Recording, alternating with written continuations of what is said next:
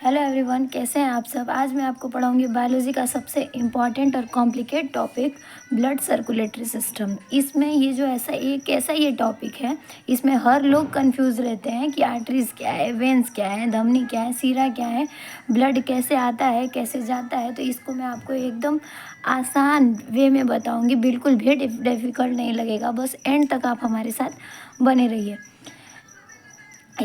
इस टॉपिक का नाम है blood circulatory system. Blood circulatory system, कुछ भी आपको रटने की ज़रूरत नहीं है, सब नाम नाम से क्लियर रहेगा। आप नाम देखेंगे क्या पूछा है, तुरंत उसके बारे में बताने लगेंगे। तो बस देखिए ये क्या, ब्लड सर्कुलेटरी सिस्टम। तो आपको पता है ब्लड मीन्स क्या होता है, रक्त या फिर खून। और सर्कुलेटरी मतलब ये सर्कल की तरह घूमता रहता है। सिस्टम मतलब तंत्र, एक सिस्टम से घूमता है, तो इसी का नाम है रक्त परिसंचरण तंत्र। हिंदी में इसको कहते हैं। रक्त मतलब खून, परिसंचरण मतलब घूमता रहता है, और तंत्र मतलब एक सिस्टम में। तो बॉडी के अंदर ब्लड कैसे सर्कुलेट होता है, बस इसी को आपको पढ़ना है। ये बहुत टफ नहीं है। मैं एक लेक्चर और हार्ट वाला दूंगी, इसमें आपका टॉपिक ख़त्म हो जाएगा। तो रक्त परिसंचरण तंत्र में आप देखेंगे कि रक्त आपके बॉडी में कैसे सर्कुलेट करता है। आप अगर कॉमन सेंस लगाएंगे, सोचेंगे, तो आपको यही लगेगा कि हार्ट तो हमारा यहाँ पर होता है, ये आपकी बॉडी है, बॉडी के बीच में हार्ट होता है, यहीं पे लेफ़्ट साइड। तो लेफ़्ट साइड जो हार्ट होता है, तो हार्ट वहाँ है, तो हार्ट के बस उधर ही उधर ब्लड रहना चाहिए। तो ब्लड कैसे पूरे बॉडी में सर्कुलेट कर जाता है, तो आप जानते हैं कि हार्ट वहाँ है। जैसे एक घर है, तो घर में एक टंकी होता है, तो टंकी में जहाँ जहाँ हमको पानी लेके जाना है, तो एक पाइप के थ्रू पानी लेके जाते हैं। ऐसे ही हमारा हार्ट हमारे बॉडी में एक जगह लोकेटेड होता है, और वहाँ से हमको पूरे बॉडी में ब्लड को सर्कुलेट करवाना है, लेके जाना है। तो हम क्या करेंगे, उस सबसे ऑब्वियस सी बात है, हमको पाइप लगाना पड़ेगा। तो हमारा जो हार्ट है, उस हार्ट से पाइप, पतली पतली पाइप्स जाती हैं, तो वहाँ उसको हम अपने बॉडी में पाइप ना करके, उसका नाम होता है ब्लड वेसल्स। इसी ब्लड वेसल्स के माध्यम से आपके बॉडी में पूरा ब्लड लगाया जाता है, पूरा ब्लड बहता रहता है। तो सबसे पहले हम लोग देख लें कि ब्लड सर्कुलेटरी सिस्टम क्या है। अब आपको इसका थोड़ा थोड़ा कुछ चीज़ें समझ में आई होंगी कि ब्लड सर्कुलेटरी सिस्टम क्या है। तो देखिए, रक्त परिसंचरण तंत्र की खोज किसने की थी, विलियम हार्वे ने की थी। ये 1 नंबर में क्वेश्चन ऑब्जेक्टिव में आपका पूछता है कि रक्त परिसंचरण तंत्र की खोज किसने की थी। तो रक्त परिसंचरण तंत्र की खोज विलियम हार्वे ने की थी। विलियम हार्वे ने ही बताया था कि आपके पूरे बॉडी में रक्त क्या करता है, एक ब्लड वेसल्स के माध्यम से घूमता रहता है। अब देखिए, ब्लड सर्कुलेटरी सिस्टम कितने प्रकार का होता है। तो ब्लड सर्कुलेटरी सिस्टम 3 प्रकार का होता है: खुला परिसंचरण तंत्र, बंद परिसंचरण तंत्र और मिश्रित परिसंचरण तंत्र। जो खुला है इसे क्या कहेंगे हम, ओपन सर्कुलेटरी सिस्टम। बंद वाले को क्लोज सर्कुलेटरी सिस्टम, और मिश्रित वाले को मिक्स्ड सर्कुलेटरी सिस्टम। खुला परिसंचरण तंत्र नाम से क्लियर है। देखिए, खुला, एकदम खुला है, कोई भी ब्लड वेसल्स उसमें रहेंगी नहीं रहेंगी। और जो बंद वाला है, इसमें ब्लड वेसल्स रहेंगी। खुला मतलब देख, खुला सर्कुलेटरी सिस्टम मतलब ब्लड सर्कुलेट कर रहा है, और ओपन मतलब खुला हुआ, मतलब आपका जो ब्लड है वो खुला हुआ है, किसी चीज़ के अंदर बंद नहीं है। और इसको कंट्रोल करने वाला इसमें हार्ट नहीं पाया जाएगा। एक साइनस होता है, उसी के द्वारा इसमें ब्लड फ्लो करता है। तो यहाँ पे सर्कुलेटरी सिस्टम ब्लड फ्लो कर रहा है, और कैसे फ्लो कर रहा है, ओपन है, मतलब ओपन, खुला परिसंचरण तंत्र। तो आप क्या लिखेंगे कि खुला परिसंचरण तंत्र यह वह परिसंचरण तंत्र होता है जिसमें ब्लड वेसल्स में नहीं बहते हैं, खुले में रहते हैं। जैसे नदी, जैसे कोई नदी देखेंगे, तो नदी में जैसे पानी बहता रहता है ना, उसी में ये पानी बहते रहे। वैसे ही कोई एनिमल्स है, कोई भी जीव है, और उस जीव के अंदर ब्लड फ्लो रहता है पूरे बॉडी में, और उस ब्लड में जितने भी उसके ऑर्गन्स हैं वो तैरते रहते हैं, उसी में प्रेजेंट होते हैं।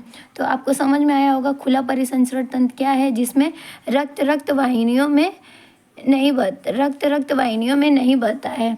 और ये क्लोज वाला क्या है, इसमें रक्त गुहा में रक्त बहता, वही रक्त जो रक्त वेसल्स होती हैं, ब्लड वेसल्स होती हैं, उसमें ब्लड बहता रहता है। मिश्रित वाले में कुछ दूरी तक ब्लड नस में बहेगा, और कुछ दूरी के बाद वो नहीं बहता है, कुछ दूरी के बाद खुला रहता है। इसमें दोनों प्रकार का सर्कुलेटरी सिस्टम पाया जाता है। अगर आप एग्जाम्पल देखेंगे, अगर आप छोटे जीव में देखेंगे तो आप देखेंगे ना, ये इसका नाम है तिलचट्टा, इसको हम लोग कॉकरोच कहते हैं, तिलचट्टा। अगर अगर तिलचट्टा मरता है तो क्या तिलचट्टे में किसी भी प्रकार का आपको लाल खून दिखाई देता है? नहीं दिखाई देता है। क्यों? क्योंकि उसका खून क्या होता है? सफ़ेद होता है, और उसके खून में कोई भी वाहिनियाँ नहीं होती हैं जिसमें वो खून जाए। तो जो तिलचट्टा होता है, इसके में जो ब्लड होता है वो ब्लड वेसल्स में नहीं बहता है। तो तिलचट्टा किसका एग्जाम्पल हो गया? खुला परिसंचरण तंत्र का। और हो गया आपका घोघा, झींगा, मधुमक्खी। झींगा भी आप लोग देखते हैं, उसमें भी कोई भी वेसल्स, बहुत पतली सी कोई वेसल्स नहीं होती हैं। झींगा हो गया, मधुमक्खी हो गया। और बंद वाले का एग्जाम्पल तो हम लोग हैं मनुष्य। मनुष्य में उतनी बड़ी बॉडी रहती है, मनुष्य मतलब उतनी बड़ी बॉडी है, और बॉडी में हर जगह ब्लड को जाना है तो कैसे जाएगा? तो पूरे ब्लड में एक ब्लड वेसल्स के थ्रू पूरे बॉडी में ब्लड जाता रहता है। फिर देखिए मिश्रित का एग्जाम्पल है मेढक और छिपकली। अब देख लीजिए, जो ब्लड वेसल्स लेके जा रहा है, हमारे बॉडी में कितने प्रकार के ब्लड पाए जाते हैं? 2 प्रकार के ब्लड। कुछ ब्लड होते हैं इम्प्योर होते हैं, कुछ ब्लड होते हैं वो प्योर होते हैं।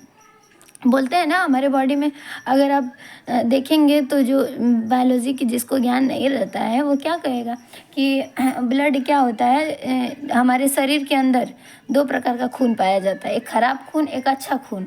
तो वही है कि हमारे शरीर के अंदर क्या होता है, कितने टाइप्स के ब्लड होते हैं? 2 ब्लड होते हैं, एक होता है प्योर ब्लड, एक होता है इम्प्योर ब्लड। तो जो इम्प्योर ब्लड होता है वो क्या होता है? प्योर होने के लिए किसके पास जाएगा? इसके पहले हम लोग पढ़ चुके हैं लंग्स। लंग्स क्या होता है? लंग्स का स्ट्रक्चर होता है, रुकिए आपको 1 मिनट दिखाती हूँ।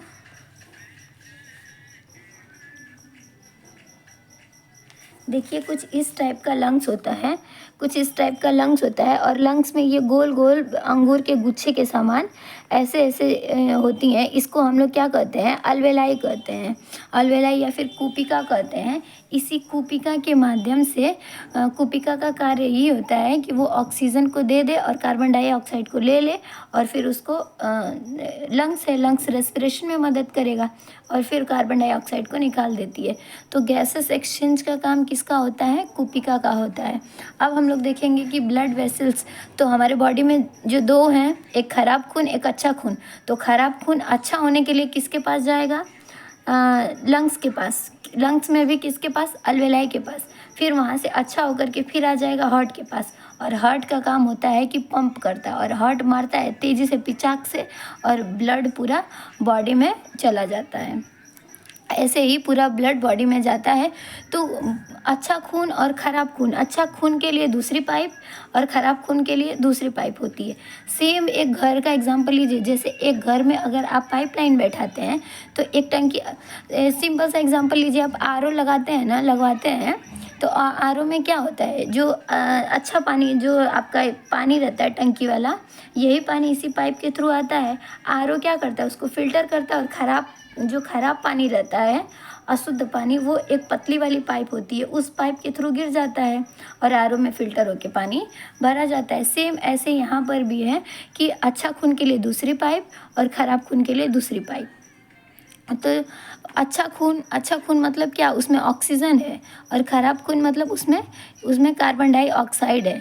तो देखिए हम लोग पढ़ेंगे ब्लड वेसल्स को हम लोग कहते हैं हिंदी में रक्तवाहिनियाँ। रक्तवाहिनियों में देखेंगे कैसा होता है। देखिए ऐसे ही जैसे पाइप होती है ना, इसी तरह जैसे ये मार्कर, इसी तरह पाइप होती है, और ये ऊपर वाली लेयर है, और इसके अंदर क्या होता है?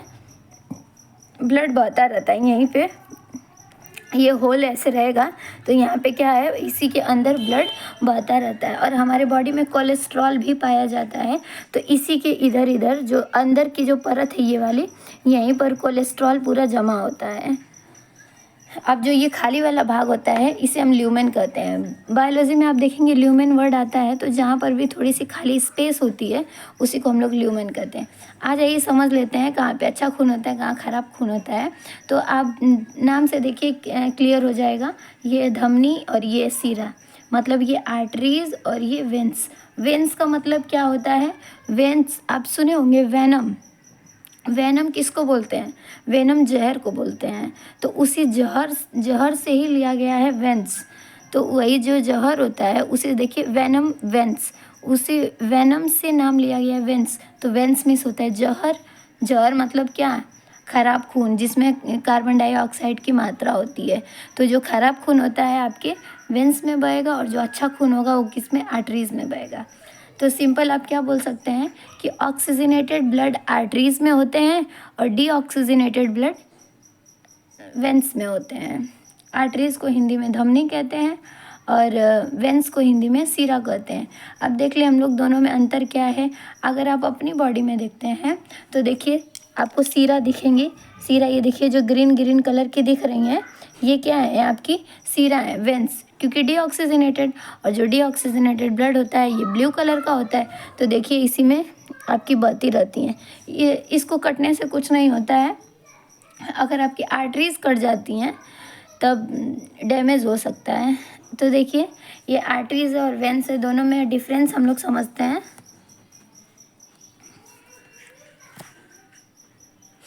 तो आर्टरीज क्या करती हैं? आर्टरीज बॉडी में, दोनों ही बॉडी में हैं। तो आर्टरीज क्या करती हैं? आपके हार्ट से पूरे बॉडी में ब्लड को पहुंचाने का काम करती हैं। मतलब अगर ये हार्ट है, ये आपकी पानी वाली टंकी है, इस टंकी से छोटे छोटे पाइप जुड़े होंगे ना। तो मान लीजिए ये हार्ट है, हार्ट से छोटी छोटी पाइप जुड़ी होंगी, और जो हार्ट से ब्लड को ले जाएगा कौन? धमनी लेके जाएगा, आर्टरीज। क्योंकि हार्ट में प्योर ब्लड, हार्ट में उधर प्योर ब्लड, और प्योर ब्लड को बॉडी में लेके जाना है तो कौन लेके जाएगा? आर्टरीज। सीरा क्या करेगा? बॉडी में इम्प्योर ब्लड है, आपकी बॉडी में जहाँ पर भी इम्प्योर ब्लड है वो इम्प्योर ब्लड को किसके पास लेके जाता है? लंग्स के पास। फिर लंग्स किसको देगा? हार्ट को दे देगा। तो हम क्या कर सकते हैं कि जो वैसा ब्लड जो हार्ट से बॉडी में लेके जाता है वो धमनी काम करता है, और बॉडी से हार्ट में जाएगा वो कौन काम करेगा? सीरा काम करेगा। अब देखिए ऑक्सीजनेटेड ब्लड है, उसको हार्ट से धड़ाधड़ बॉडी में आना है, तो बहुत ही तेज़ी के प्रेशर से आता है। कितने प्रेशर से? 120। आप लोग जानते हैं कि हमारे बॉडी में जो रक्त का फ्लो है वो 120/80 होता है। तो यही 120 के प्रेशर से ऑक्सीजनेटेड ब्लड जाता है और 80 के प्रेशर से डीऑक्सीजनेटेड ब्लड जाता है। तो देखिए 120 के प्रेशर से ऑक्सीजनेटेड ब्लड हार्ट से पूरी बॉडी में। अब देखिए हार्ट ऐसे मारेगा पिचाक से, जैसे पिचाक से मारेगा आपके पूरे बॉडी में ब्लड को आना है तो वहाँ प्रेशर ज़्यादा होगा। और डीऑक्सीजनेटेड ब्लड है, खुद ही बेचारा ख़राब है और कार्बन डाइऑक्साइड को लिए हुए, तो ये धीरे धीरे धीरे धीरे किसके पास जाता है? लंग्स के पास। हार्ट पंप करेगा लंग्स, फिर लंग्स के पास से फिर किस पे आएगा? हार्ट। फिर हार्ट उसको पंप करेगा, तब ना एकदम धड़ाक से जाएगा किसके पास? पूरे बॉडी के पास। तो जो बॉडी में ब्लड आता है वो 120 के प्रेशर से जाता है, और जो लंग्स में जो हार्ट में जाता है वो 80 के प्रेशर से जाता है। ये डिफरेंस बहुत इंपॉर्टेंट है, यही पूछता है 3 नंबर में पूछता है, धमनी और सीरा में अंतर बताइए। तो देखिए जो धमनी में जो ब्लड होता है वो 120 के प्रेशर से फ्लो करता है, और जो सीरा में ब्लड होता है वो 80 के प्रेशर से फ्लो करता है। और धमनी अधिक गहराई तक होती है। ऑब्वियस है, धमनी क्या रहती है? एकदम अधिक गहराई तक होती है।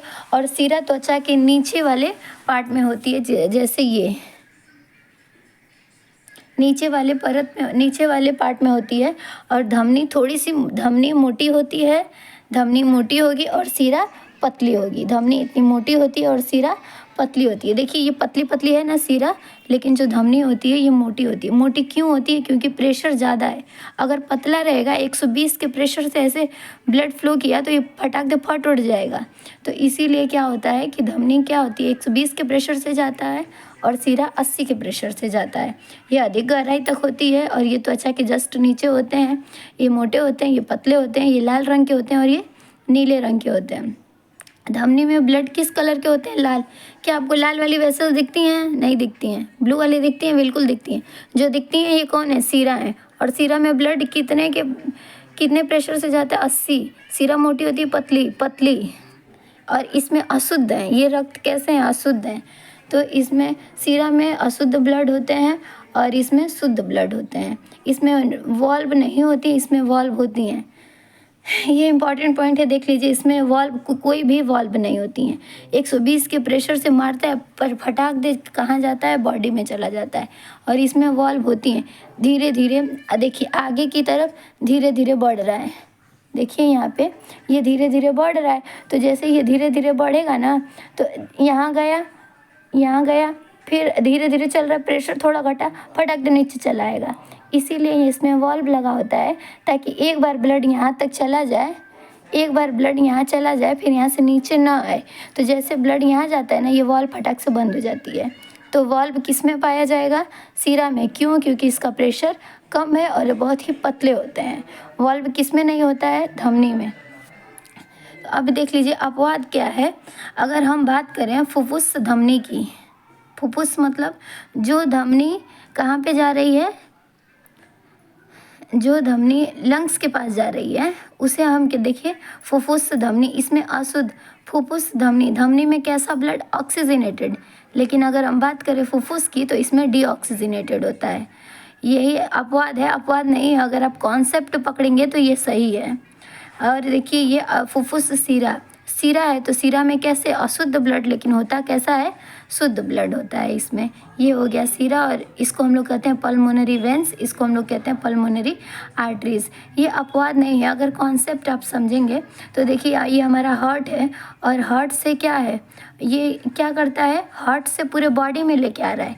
तो अब मान लीजिए कि लंग्स से कहाँ लेके जाएगा? हार्ट में। तो ये अगर लंग्स के पास कोई भी चीज़ फुफ्फुस है, मतलब फुफ्फुस मतलब लंग्स, लंग्स के पास जा रही है, तो लंग्स के पास किस लिए जा रही है?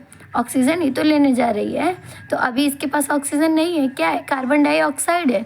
ऑक्सीजन को लेने जा रही है, तो कैसी रहेगी? ये अशुद्ध ब्लड उसमें रहेगा। और ये देखिए लेके आ रही है, वहाँ से लेके आ रही है, तो ये कैसा हो जाएगा? शुद्ध ब्लड होगा। चलिए अगर आपको ये कॉन्सेप्ट क्लियर है तो ठीक है, नहीं तो ये अपवाद याद रखिएगा कि धमनी में प्योर ब्लड और सीरा में इम्प्योर ब्लड। लेकिन बात करें हम फुफ्फुस धमनी की, तो इसमें इम्प्योर ब्लड, और बात करें फुफ्फुस सीरा की, तो इसमें प्योर ब्लड। चलिए बाकी का कॉन्सेप्ट हम लोग अगले वीडियो में देखेंगे, नहीं तो ये वीडियो काफ़ी लंबा हो जाएगा।